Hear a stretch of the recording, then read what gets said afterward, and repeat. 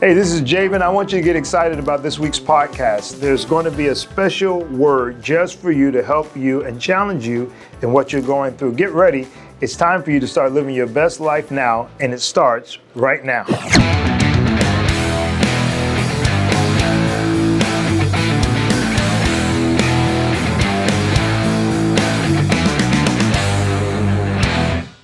What's up, good people? Welcome to another edition of Do It Now. I'm your host, Javen. I'm really excited about my guest today, all the way from Atlanta, Georgia. You're talking TV producer, director extraordinaire, Mark Tutson. What's my mic? Yeah, that's all good. Mark Tutson is in the house. Let me give you a proper introduction. Oh, hey. There we go. That's hot. What's up, man? What's up, Pastor? How you doing? I'm so glad you are here in South Florida. Man, I'm happy to be here. This has been a great weekend, yo. Yeah. Like, thanks for having me on the show, man. This is really exciting. I had him come down and share with our youth and young people because you have such an interesting story. Yeah. Let's jump right into it. Let's go back. You're 7 years old with your dad. Yeah, so I started in the industry, I guess you would say. I was 7, so I started off at a church called Monument of Faith in Chicago.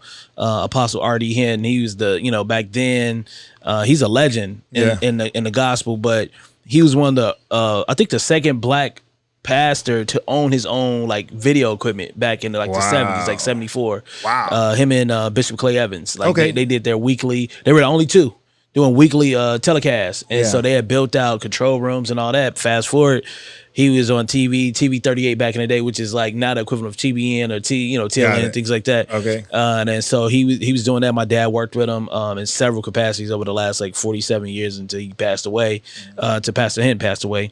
And but back then I was 7 and I didn't want to go to children's church. And so my man's CJ, shout out to CJ and Clark, his father, who's one of my mentors. I saw CJ pulling cable for his dad and he wasn't in children's church. So I said, basically, I'm going to pull cable or do whatever CJ's doing so I don't have to go to children's church. Right. And that's where it all began. Wow. Yeah. So you started in the church. You're doing gopher work, basically. Yeah, I was a gopher. Yeah, Brother Spearman, who led the TV ministry at the time, I went up to him. I said, Brother Spearman, I want to be on the TV ministry. He said, how old are you, son? I said, I'm 7. He said, well, you could be a gopher. I said, I don't even know what's a gopher. He said, go for this, go for that.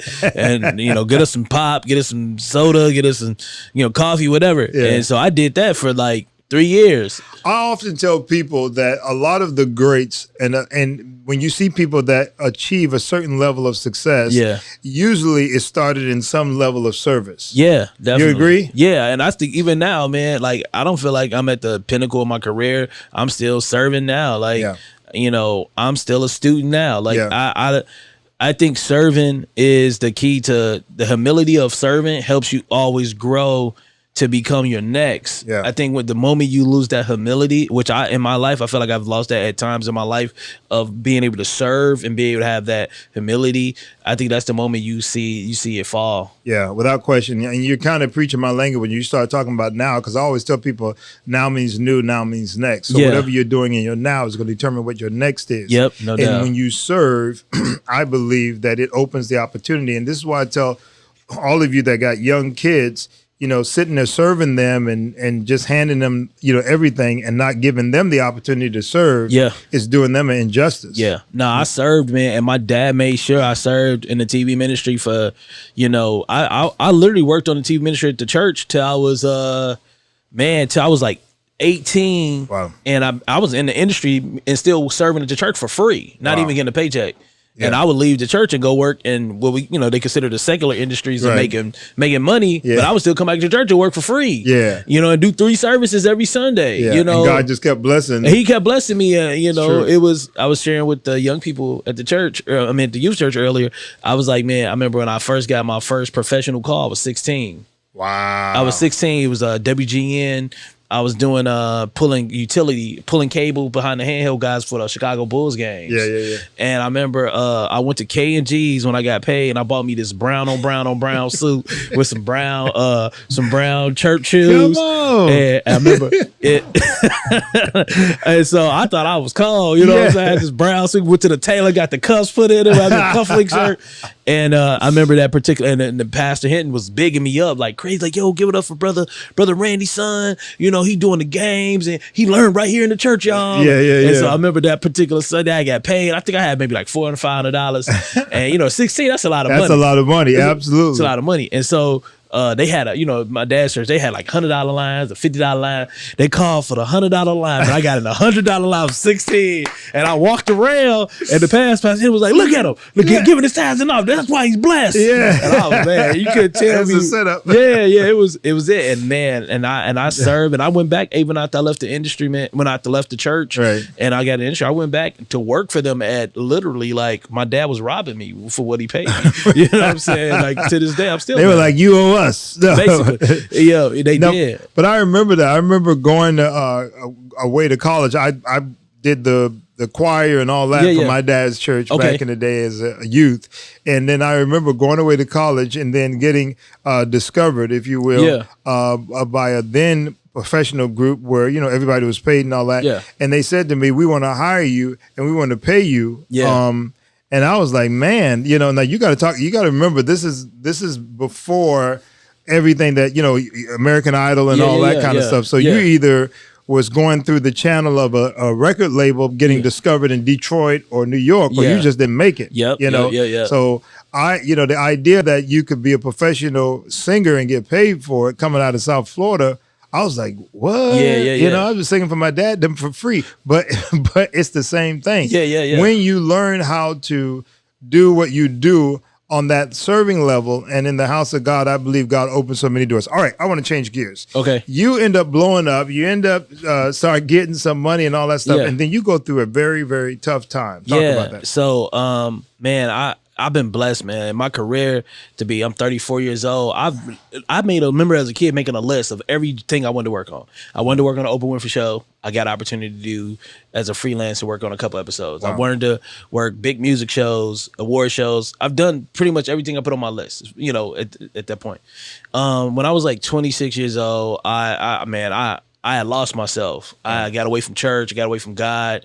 Why? Why do you think it was the money, the success? No, it was I had a disdain for church at that time. Okay. I grew up like, you know how you just a sheltered kid and you just, you know, they go to church, sit in church, church. More culture than faith. And then what I realized, and I said this to my dad one time, I realized I was like, man, at church, I wanted to get to the money, right? I wanted to be fly. I wanted a nice car. But what I realized at the church I grew up in, it was like the people that were poor was the people that were anointed. And I was like, and then like, I saw like my dad was successful.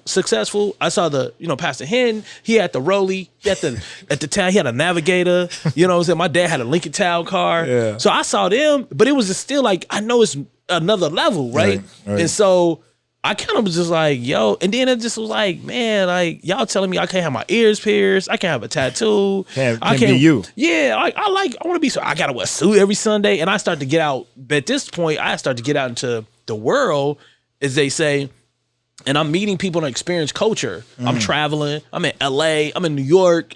I'm DC. I'm like, dang, it's some fly people in the world, and they like, but they weren't church people. And so I wanted to experience it. And my thought was, if I'm gonna take a break from church and God and go get the money and then come back. Wow. Because I didn't think I could get both at the same time. Right. Because I felt like if I do that, I'm compromising God. And I didn't have a relationship with God. I was sharing with one of the guys earlier, like, I didn't learn relationship with God until later in life. Like growing up at church, it was just go to church. So you just had religion. I had religion. I had go to church and do what I say. Going through the motions. The motions. Yeah. So I never had a relationship with God and the Holy Spirit and understanding, conviction, and all that stuff until later in life. Let me ask you this: why didn't it register with you that you could be both successful financially and be in church? Because I never saw it. Because you never saw it back then in the 90s. You know, when I was coming up, the only person you saw that was mad killing in church was the pastors. Because you're talking real money. Yeah, you're not talking about no 2-bedroom home. I'm talking about like only person I saw with big houses in the church realm was the pastors. Got it. Because my dad was like, I remember going one time out of town with my dad. We was with Pastor Marvin Winans. If you don't start calling names on this podcast. Oh, I'm sorry, but it's not. I'm not saying nothing negative. But I was like, he had this fancy car, and I was like, man, going to his church with Pastor Hint, and he had a fly whip. I'm like, man, and then I'm going to other churches and stuff, and I'm seeing only people that I saw was getting to the bag was pastors. Okay. All right. So let's move on. So you can cut that out. You go out. You go out into the world. So I go into the world, and so I slipped away from what I knew was right. I started hanging with people, started getting exposed to stuff. So I got interested, and so the more and more I strayed away from God, the more interested I became with other things. And within that, I got married at a young age. I got married at 23. Oh wow! To my first wife, and that wasn't a successful marriage. And so, about 26, we went through a separation, and man, I ran up the tab. Like I was so hurt by it because I was like, man, felt like I was giving my all into this marriage. It wasn't working out. And that really hurt me as a man. Like, man, I really love her. I really want to give her everything, and she not like a failure. Yeah, I feel like a failure. Like she's not reciprocating it. Like she don't love me. This, that, and the third. So when we separated, it happened land at a time when I was really becoming really more successful. Got it. And so my name was coming up more. Yeah. So I was getting more opportunities. I was making more money. I mean, I was getting checks, and I'd be like, dang, like that check got my name on it. Like, you know what I'm saying? Like for one project, like, wow. You know what I'm saying? And so in the midst of that, I'm in the club. I'm lean. I've been to clubs before, but I've never been to a club where I can literally go in and be like, let me get some Dom Perignon.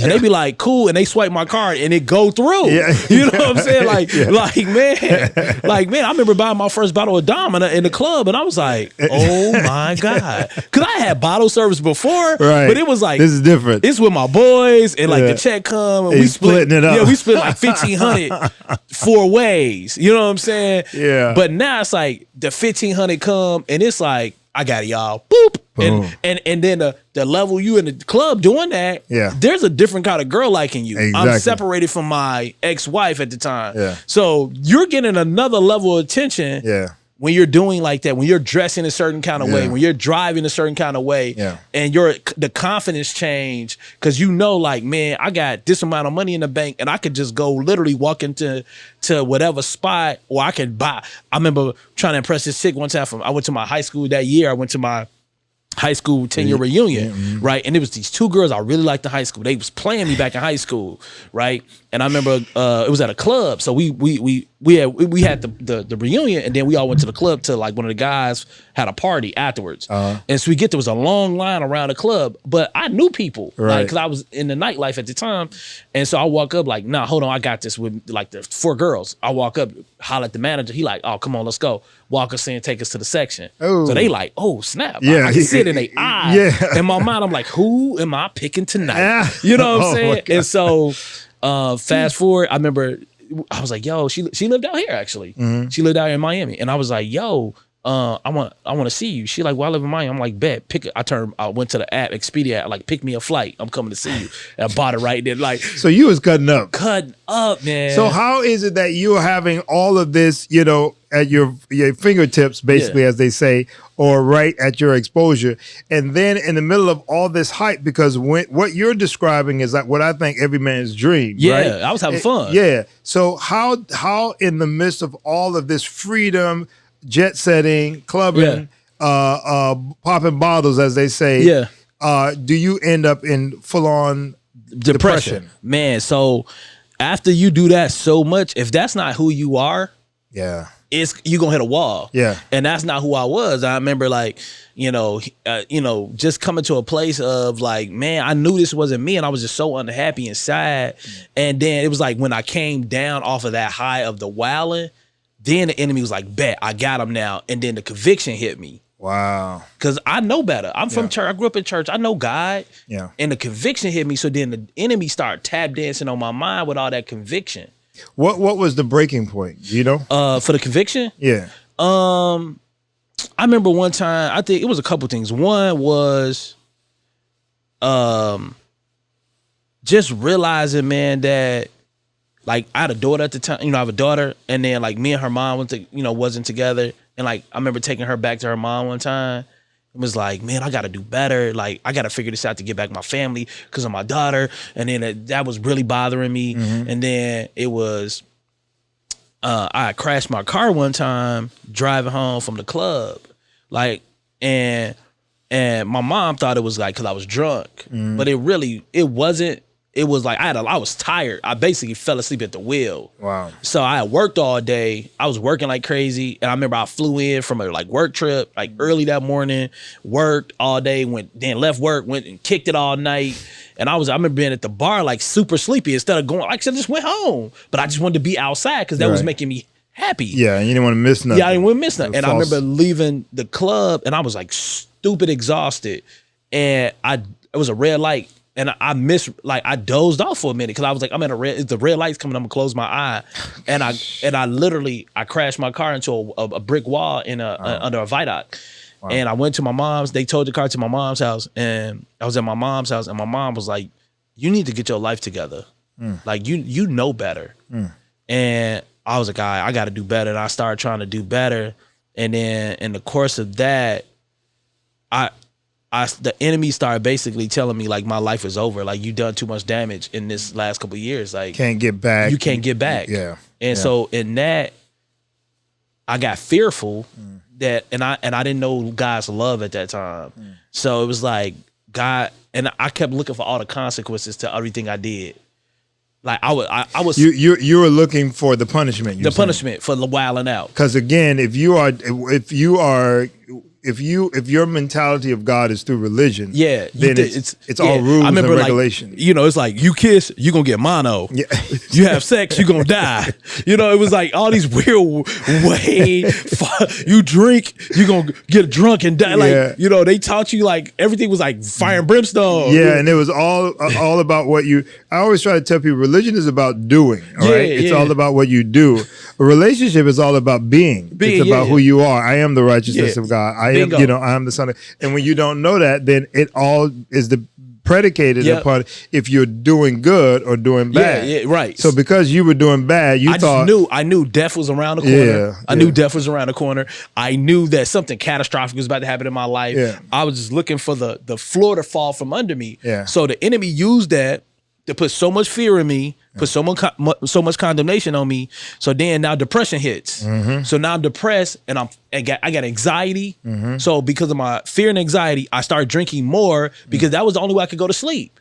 Wow. And then I got introduced to marijuana. I never did drugs before in my life. Yeah. At 26, 27, I started smoking marijuana because I was just wanting to go to sleep. Yeah. And in my mind, because you're restless. I'm restless. I'm up all night. I'm a zombie. Yeah. And so I started smoking marijuana just to go to bed at night. Yeah. And I remember at some point, I remember hearing your testimony, at some point suicide enters. Yeah. So one time, man, I remember I was still separated from my daughter's mother. And I remember one time, man, I just was like, man, I can't even go back to her because I'm a mess. And I was trying to put my family back together. I was just like, I'm a mess. I'm this, I'm this, I'm done this, that, and the third. And the enemy was just like, well, basically, bro, if you can't get your family back together, why are you living? Yeah. And man, I remember, I did some wild stuff that night to try to take myself out of here. Yeah. And it's crazy because I went to the hospital because I was by myself when I did it, right? So I drove myself to the hospital because my heart was beating real fast. And I drove myself to the hospital. I didn't tell them what I did though. Yeah. I was like, man, I'm having chest pains. And so they took me in the back. I was sweating like crazy. They took me in the back. Man, to God be the glory. Because when you go in for like a suicide, they hold you for like 3 days. Yeah, they gotta watch you. Yeah, what? But I didn't tell them that I basically, it was God really, because it was like, it was an accident. So basically I took some pills and I drank. And it was like, oh, I didn't know that I couldn't take. And they was like, oh yeah, you can't do that. You almost took yourself out of here, man. But whole time I was. You know what I'm saying? And so what made you decide to try to survive? Man, really, I wanted to go to the hospital in my mind because I didn't want to die alone in my apartment and nobody find me. So I'm like, at least if I die in the hospital, they gonna call my mama and my daddy, and they gonna come get me. But you know, town like that, it ain't gonna be days before they find me. But I believe that was God's way of getting me there to get to keep me alive, you know. But it doesn't even stop there, because you go a little ways further, and you try to take your life again. Yeah, so I end up, me and my daughter's mother got back together, and man, it was just like, this ain't working, man. Like, me and her was trying to get back on track, that wasn't working. The whole condemnation and fear and anxiety thing had literally riddled my life, man. I started losing weight, I lost my hair. Man, I got down at one point to like 145, 135. Is this all because you are trying to you're trying to handle everything? You're trying to make everything work. Trying to make everything work. I'm trying to figure out my marriage. I'm trying to figure out how to still be successfung. Along with that, I was still like, I had a demanding career. And then you bottle that with the enemy telling me, hey man, I'm gonna kill you. Or I'm gonna expose what you did before you before you got back with her. I'm gonna do that. And so it was all of that. So I ended up like the guilt and the shame. It just wore me out. And then you put that lifestyle on it, that fast paced lifestyle. Coupled with what all of that. Then you just become it's a time bomb. And so I remember one day, like, man, I just like, man, I know I had a kid, and I was like, man, I had life insurance, and I was like, I remember like looking it up, like if you die of suicide, they can't pay the life insurance policy. So I was like concerned about my daughter. And so I was just like, man, I got to make it look like an accident. Wow. And I was on 290 in Chicago. It was raining real bad. And I had a Mustang at the time. And I was like, no, actually, I had a Mustang at the time. And I remember driving like 110 miles in the rain. And my car hydro, and I knew because everybody knew I drove fast, like I had a sports car, you know what I'm saying? And so like I figured they'd be like, he was just driving fast. It was an accident. And man, my car hydroplaned, man, it was like late night, like 11, 12 o'clock at night when nobody really on the expressway. It was, and my car hydroplaned across 3 lanes, man. And and it got like right to the median, and it hit. But it wasn't even like a hard impact, crazy. It was just like it hit, and my little bumper, like till I got rid of that car, the bumper always was like hanging. I never replaced it. The bumper was hanging from that accident. Wow! And so I hit the bumper and it fell, man. And so it was almost like as if the hand of God, he just kind of bumpered it, like you know what I'm saying. And just to let you know what could have happened. What could have happened, yeah. And but so what didn't happen. Yeah. And what was crazy at the time, I worked for a church. Doing production, but it was crazy. I worked for a church, a really popular church. How are you working at a church and still having the mindset of suicide, man? And literally to where you're trying to do it, man. That's a conversation for another time. So I ain't going to talk about that. But I'm gonna say this: that it can happen. It can happen. It can happen. Because I just say that sometimes, if God ever called me to pastoring, I'm gonna be very keen on this. Sometimes we hire people and we look at them as like an employee. Yeah. But I think as pastors, you still kind of have that shepherding heart where you notice, because sometimes, especially in production in churches, the production people are not noticed unless they make a mistake. Yeah. And so you will never acknowledge them unless they make a mistake. Why you said amen, back then? they're never acknowledged. And so you didn't say amen the whole podcast. Now you want to say amen. So they're not acknowledged, at all. But they acknowledge the worship leader. There's a call on your life. God is going to do new things and lay hands on them. They're recognized like another minister because they're in front. Right. But then the production guys, man, we just out of sight, out of mind. Right. So anywho, I remember the pastor saying, man, when you're in a dark place, listen to worship music. Yeah. Right. And I was never a big gospel listener after I left church. I was, man, give me some Biggie, give me some Jeezy, give me some Noriega. Like, man, I was like, yo, what's my guy?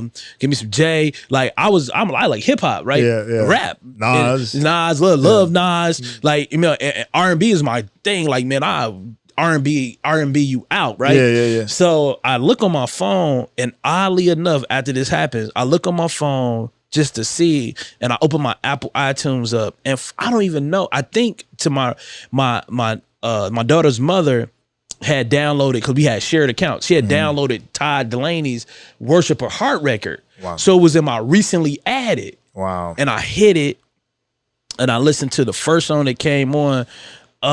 It's the song like when Todd, they be talking about like I'm going to church and man, I can't think of the name of the song, but it's like when I'm going to church and like people not accepting you kind of vibe. Right. And I started listening, so I was driving down 290. I had tears in my eyes. I never forget this. I had tears in my eyes. Then the next song came on was the anthem. And then the next song came on after it was just like that record. It was on shuffle, so it was bouncing around like not in order.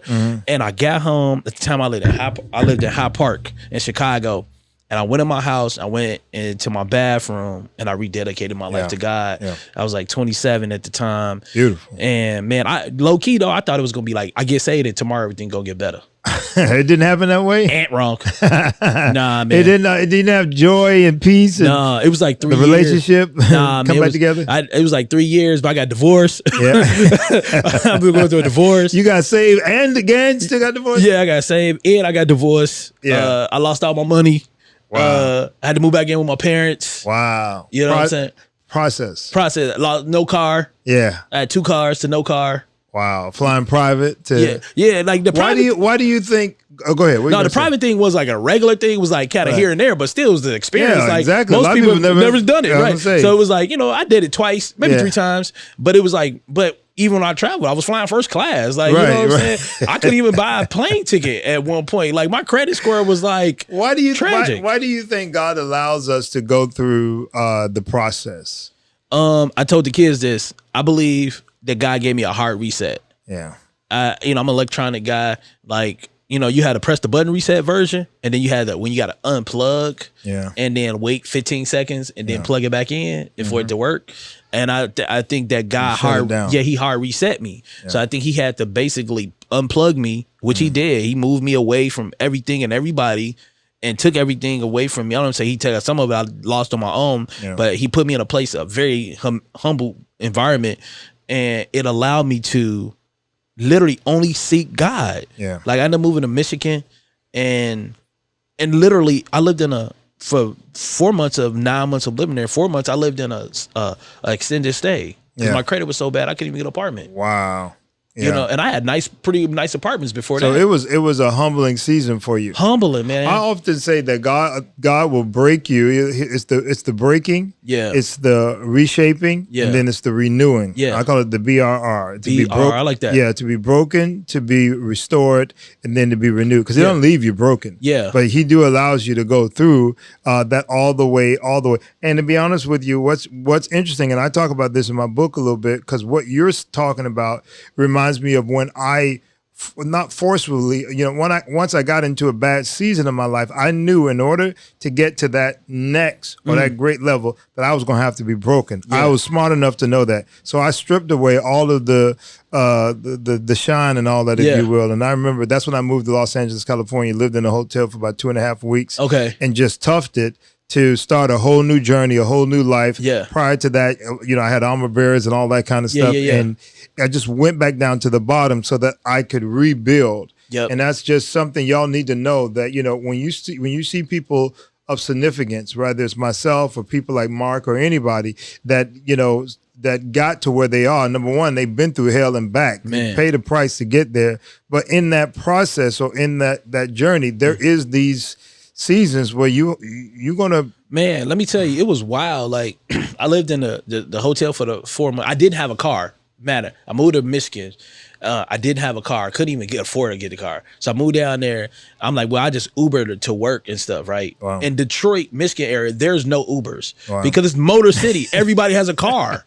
So trying to get an Uber is like, you got to request it 5 hours before you. Like New York. Yeah. So like I'm living in this hotel.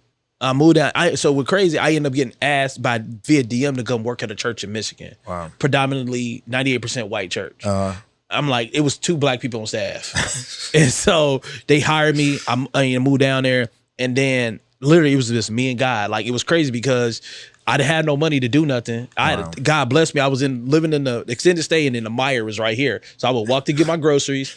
One of the volunteers at a church would pick me up and take me to to church on Sunday, and then one of the guys that work with me would pick me up to take me to work. When you hear yourself talk about that, can you believe you lived through that? I can't believe to this day. It's wild, man, because I'm like so used to like living in abundance, and like I was the one helping other people, and like it was crazy. And so one of the guys that worked for me ended up buying me a car. Wow.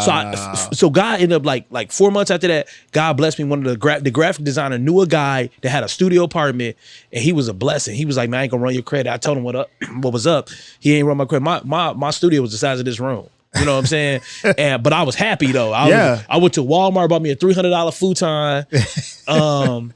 And man, I bought a TV from one of the girls at the job for like $50. Yeah. And man, I lived in that thing, bought me some pots and pans. And what was all right, we got, I know we got to wrap up. Yeah. All right, so what was the drive in this season? In this season now? No. In that season that we're talking about with the futon and whatnot, what's driving you at this point? Man, you know what? The crazy thing, I was happy. Yeah. Even in that, I was happy. Yeah. Like I didn't have nothing. Yeah. Like I was like the girl I was dating at the time, she had like a bunch of miles. She was a professional background singer. So she traveled a lot. So she was a blessing. She would like let me use her miles to fly to Chicago to see my daughter. Wow. You know what I'm saying? Because I ain't had no car. Then my man bought me a car, but it was like heat didn't work in the car. It was like a $1,500 Ford Focus. Wow. I had a Mercedes before. Before that, I had an Audi before that. You know what I'm saying? So it was like humble pie. And so I end up but you're happier. But I'm happy. You're happier driving the hoopty than when you were driving the Range and all. The Mercedes and all of that stuff, right? So it just lets you know material things don't necessarily equal happiness. Yeah, exactly. So 9 months passed, the pandemic hit. Wow. The pandemic hit while I was working there. So they work from home. I come back to Chicago at my parents' house. I'm living it up at my parents' house. I'm still getting paid. I'm working at the church remotely. I had shut my businesses down. I wasn't freelance. I wasn't doing nothing in that season in Michigan. I couldn't. Let me tell you, man, God revived my business. Wow. He revived everything in me in that time. Wow. So in 9 months passed, the pandemic hit. We had that like the first 3 months of the pandemic, I was chilling. I was at my parents' house.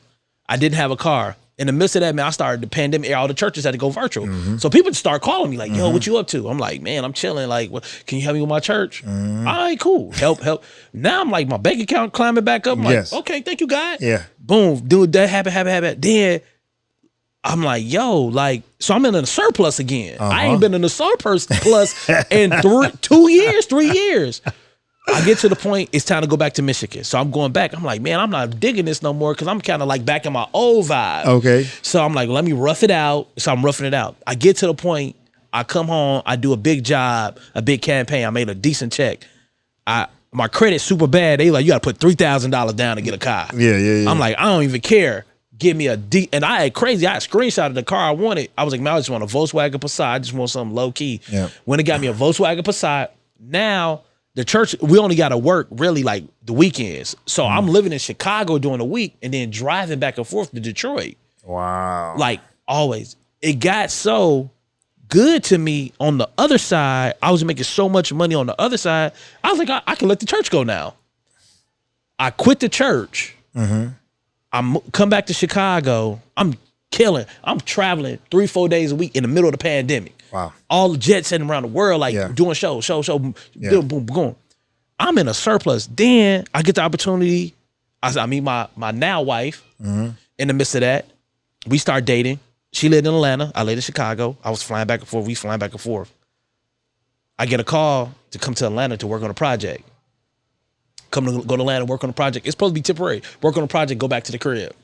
Man, I never left Atlanta. Wow. Because I left that project, jumped on another project, Then, now I'm on the show I work on now. Which is? I work on Dish Nation. Dish Nation. Yeah, as an editor. And it's just going higher and higher. And like, man, my name been brought up in rooms like never before. Like I said this earlier, like 1 Peter 5:10 says, after you suffered a while, my grace will come and restore you.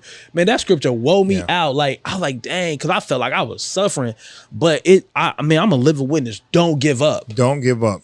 And keep going. Keep going, because it's going to get better on the other side. And I mean, literally everything that I lost in those seasons, like I look back at that stuff now. My wife even hears stories from my friends, like joking about stuff we've done and stuff. Be like, what? You used to live like that? I'm like, yes. But I'm so at peace, and I live such a life of like lowness. Yeah. But man, I'm happy. Yeah. And I have and the greatest relationship thing I learned was I have a relationship with God now. Yeah. So even all that guilt and that conviction and that condemnation, I have the Holy Spirit. So I have a relationship. You know, I pray and I'm like, God, I keep it a book. Like, nah, God, I'm worried about this. Or can you give me some piece of this? Or can you help me understand what this is or what that is? And man, I talk to him, he talked to me. Yeah. And we be I'm like, okay, God, I get. And he real relationship. Yeah, real relationship. He'd correct me. Even as a husband, he'll correct me now. Like, man, Mark, don't do that. Don't go down that road. Don't go down that road. Yeah.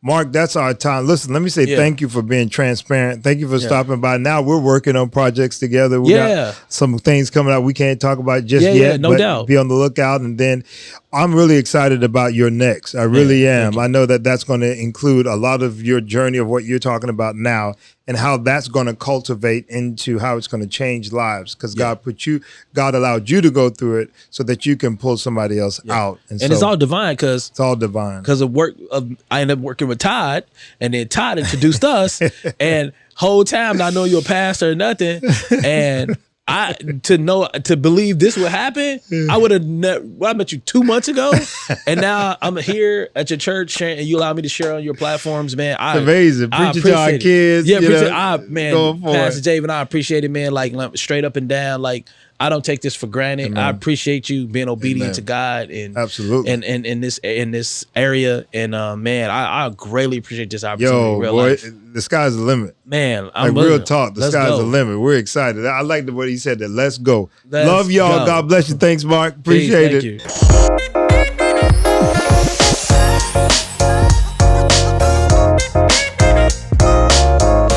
Hey folks, thank you for joining our Do It Now podcast. I hope what was said today helped you, challenged you, and caused you to live your best life right now. Do me a huge favor. If you enjoyed today's podcast, I want you to share and like and subscribe to our channel. We want to share this message of now with every and anybody we can possibly get it to, and you can help us do that. Would you do it for me? And don't forget to live your best life now. We'll see you next time.